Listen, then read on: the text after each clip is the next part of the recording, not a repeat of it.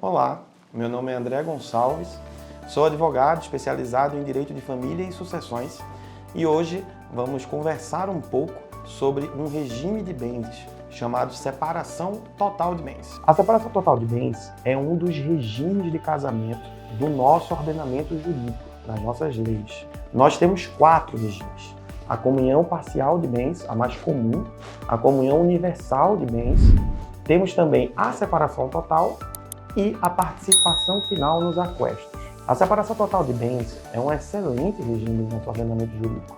Ele é considerado, inclusive, um dos regimes mais simples dentro das nossas leis, porque ele separa os bens do casal de forma individualizada.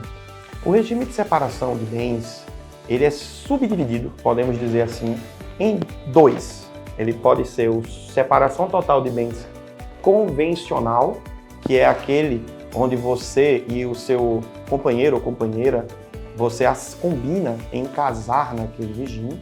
E ele também tem a separação total de bens obrigatório. É quando a lei exige, a lei determina que aquela pessoa só possa casar neste regime. A título de exemplo, é o caso dos maiores de 70 anos, que só podem casar no regime de separação total de bens.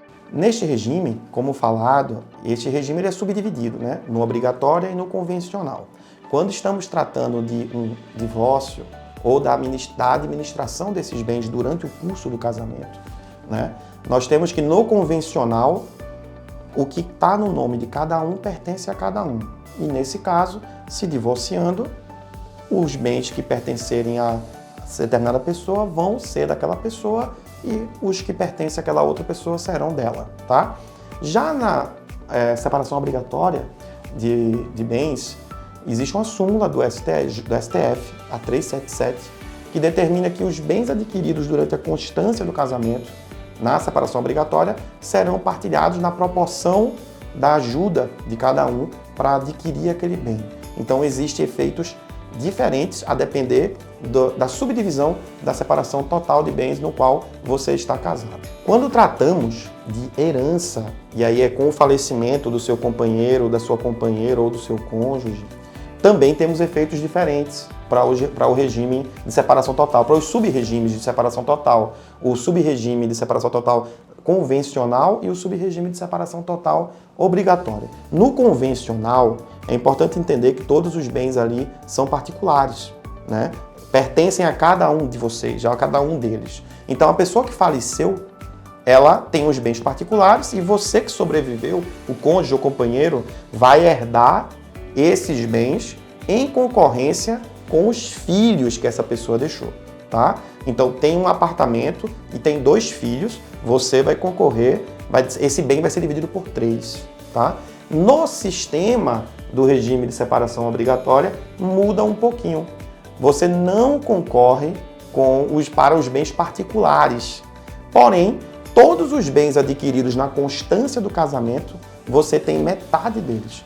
Você é meieira ou meieiro, chamado isso. Então, você tem a metade desses bens, 50% dos bens adquiridos na constância do casamento.